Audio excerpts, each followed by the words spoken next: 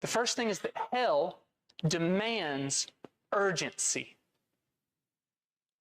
I mean, after all, if it's as bad as I said, and I believe it to be worse, then people in this community, even people in this room, die without Jesus, and they go there. People you know, people you work with, people you're related to, people you're married to, people that you raised.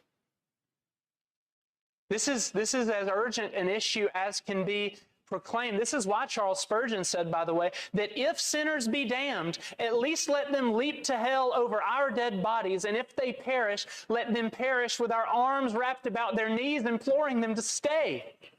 If hell must be filled, let it be filled in the teeth of our exertions, and let not one person go unwarned and unprayed for. Do you understand why that has to be the case?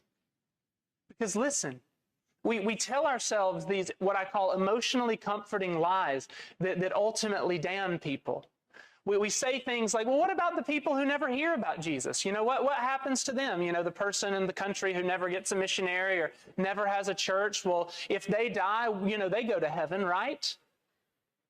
Well, if the Bible is true, by the way, nobody goes to hell because they reject Jesus. They go to hell because they're a sinner, which everyone everywhere is.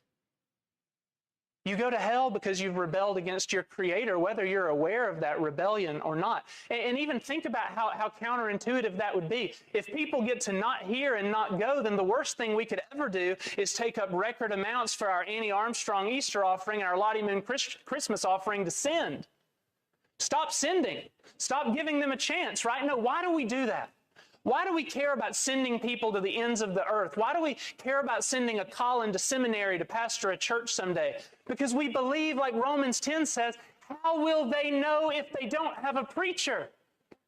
How will they know if they don't hear? The world doesn't need more information. They need Jesus. They need salvation. And if we really believe in hell, how on earth can we stay silent about this? I mean, shouldn't this make us urgent?